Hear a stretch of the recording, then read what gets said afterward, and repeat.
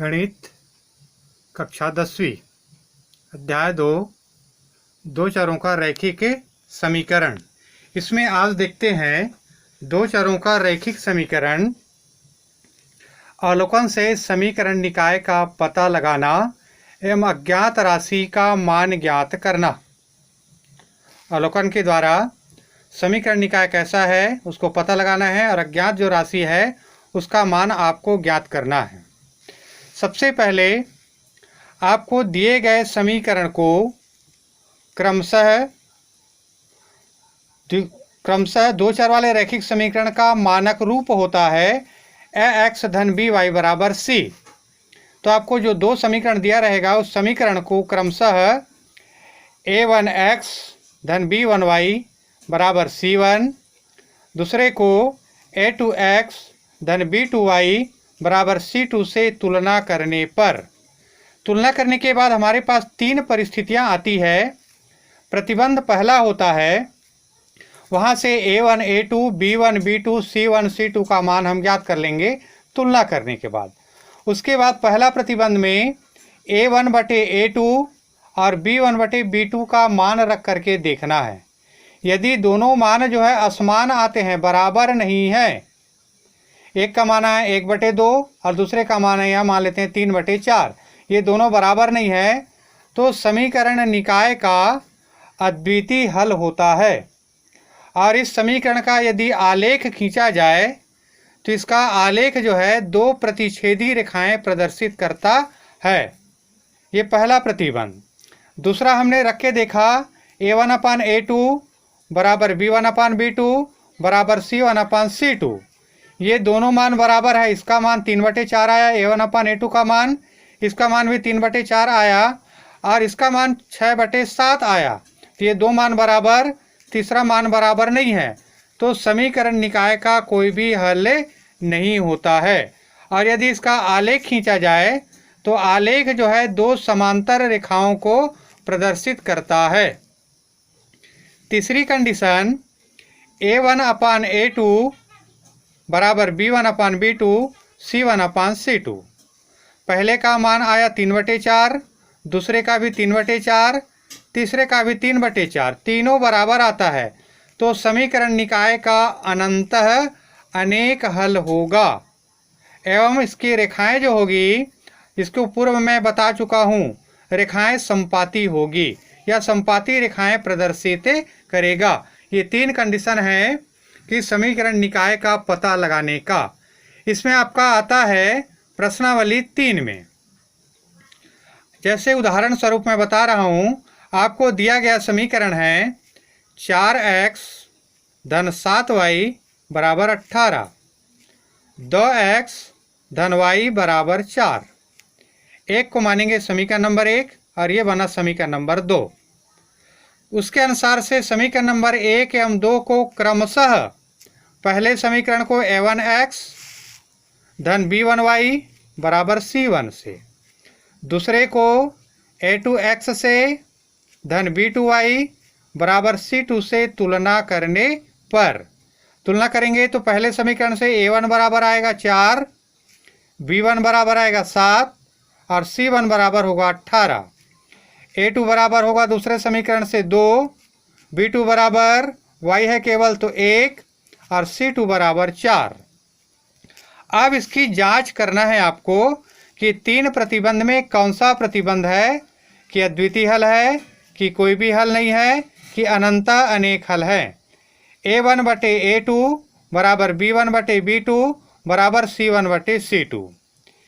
इसका मान a1 का मान 4, a2 का मान 2, 4/2, b1 का मान 7, b2 का मान 1, 7/1 बराबर c1 का मान 18, c2 का मान 4, 18/4। 4/2 का मतलब हो गया 2/1, ये 7/1 और इसको कटा के लाते हैं तो 9/2। ये तीनों बराबर नहीं है, इसलिए समीकरण निकाय का अद्वितीय हल होगा। और हल करने की तीन विधियां हैं इनकी, एक आलेख विधि, दूसरा प्रतिस्थापन विधि और तीसरा विलोपन विधि। इस कोई भी विधि से आपको इस समीकरण को आपको हल करना है। ये पहला कंडीशन हुआ आपको जांच करने का। दूसरा इसी तरह से जैसे आपको दिया है 3ही प्रश्नावली में पहला सवाल आपको दिया है समीकरण 3x धन 5y बराबर 12, 5x धन 3y बराबर 4। समीकरण नंबर 1, समीकरण नंबर 2। 1 और 2 को क्रमशः a1x b1y बराबर c1, दूसरे को a2x b2y बराबर c2 से तुलना करने पर a1 बराबर 3, b1 बराबर 5, c1 बराबर 12 तुलना कर दिया हमने। a2 बराबर 5, b2 बराबर 3 और c2 बराबर आ गया 4। अब आपको जांच करना है कि निकाय का अद्वितीय हल है अथवा नहीं है। इसके लिए क्या करेंगे हम, a1/a2 3/5 बराबर b1/a2 5/3 और 12/4। यदि ये मान रख के देखते हैं तो मान जो है 3/5 और 5/3 ये बराबर नहीं है, इसलिए समीकरण का कोई भी हल या समीकरण का अद्वितीय हल होगा। यदि दूसरा कंडीशन इस पर लागू होता है a1/a2 b1/b2 c1/c2, a1 का मान 3/5, b1 का मान 5/3, c1 का मान बटे c2 का मान 12/4। ये भी तीनों का मान जो है बराबर नहीं है, इसलिए समीकरण निकाय का अद्वितीय हल है। यदि ये दो मान बराबर हो जाता और तीसरा मान बराबर नहीं है तो कोई भी हल नहीं होता, और ये तीनों यदि बराबर हो जाता तो अनंत हल। जैसे सेकंड क्वेश्चन में फिर बता रहा हूँ, 2x ऋण 3y बराबर 5 समीकरण नंबर 1, 6x ऋण 9y बराबर 15 समीकरण नंबर 2। उसके बाद समीकरण नंबर 1 और 2 को क्रमशः a1x धन b1y बराबर c1, a2x धन b2y बराबर c2 से तुलना करने पर यहाँ पर आया a1 बराबर 2, b1 बराबर 3 ऋण 3 और c1 बराबर 5, a2 बराबर 6, b2 बराबर ऋण 9 और c2 बराबर 15। अब दिया गया है समीकरण निकाय के अनंत हल होते हैं। कब होता है, जब a1/a2 b1/b2 c1/c2 तीनों का मान बराबर होना चाहिए। तो ये हो गया 2/6 ऋण 3/9 5/15, 2 1 कम 2, 2 3 6, 3 1 कम 3, 3 3 9, 5 1 कम 5, 5 3 15। तीनों का मान 1/2, 1/3, 1/3 और 1/3, इसलिए समीकरण निकाय का अनंत अनेक हल होगा। यह आपको जांच करना है तीनों कंडीशन को उस प्रश्नावली में। उसी में अज्ञात राशि का मान जैसे ज्ञात करना है। तीसरा क्वेश्चन, 8x धन 5y बराबर 9 इक्वेशन नंबर 1, kx धन 10y बराबर 15 इक्वेशन नंबर 2। समीकरण नंबर 1 और 2 को क्रमशः a1x b1y बराबर c1, समीकरण नंबर 2 को a2x धन b2y बराबर c2 से तुलना करने पर a1 बराबर 8, b1 बराबर 5, c1 बराबर 9, a2 बराबर k, b2 बराबर 10, c2 बराबर 15। पहला कंडीशन इसमें दिया है एक अद्वितीय हल हो, तो a1/a2 बराबर नहीं है b1/b2, ये कंडीशन होता है अद्वितीय हल का कंडीशन।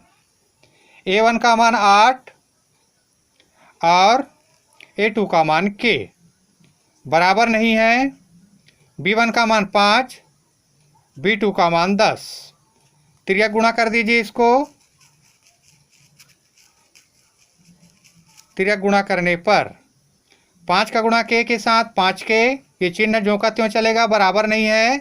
10 × 8 बराबर 80, या k बराबर नहीं है 80/5। 5 से कटा दीजिए, 5 1 कम 5 और 5 6 के 30, तो k बराबर नहीं है 16। मतलब इस प्रश्न में आपको जो दिया गया प्रश्न था इसमें k के स्थान पर 16 नहीं होना चाहिए। 16 के अतिरिक्त कोई भी दूसरा संख्या यदि है तो समीकरण का अद्वितीय हल होगा, अन्यथा अद्वितीय हल नहीं। दूसरा इसी में जांच करना है कोई भी हल ना हो तो रखेंगे a1/a2 बराबर b1/b2 बराबर नहीं है c1/c2। 8/k 5/10 तिर्यक गुणा कीजिए, यहाँ पर भी तिर्यक गुणा होगा। तिर्यक गुणा 5k बराबर 10 × 80 या k बराबर 80/5, 5 एकम 5, 5 6 30, k बराबर 16। अर्थात आपको जो समीकरण दिया गया है इसमें k के स्थान पर यदि 16 रख देते हैं, 16x धन 10y बराबर 15, तो ये कोई भी हल नहीं होगा, प्रतिबंध लागू हो जाता। तो k का मान 16 आएगा, इसमें कोई भी हल ना हो, और अद्वितीय हल हो तो k का मान 16 नहीं होना चाहिए। ये आपका चैप्टर समाप्त होता है। और अगला आपका अब आएगा एक चर का द्विघात समीकरण। अगले वीडियो में आपको बताया जाएगा। यदि ये प्रश्न जो है, यह भी जो वीडियो आपको बताया गया है, ये वीडियो में आपको यदि समझ आया है तो आप कमेंट में लिख के बताइए, और समझ में नहीं आया है तो भी बताइए, उसमें सुधारने का प्रयास करेंगे। सुधारने का प्रयास करने के साथ साथ उसको दूसरा पुनः हल करने का प्रयास करेंगे। तो कमेंट कृपया करते जाइए।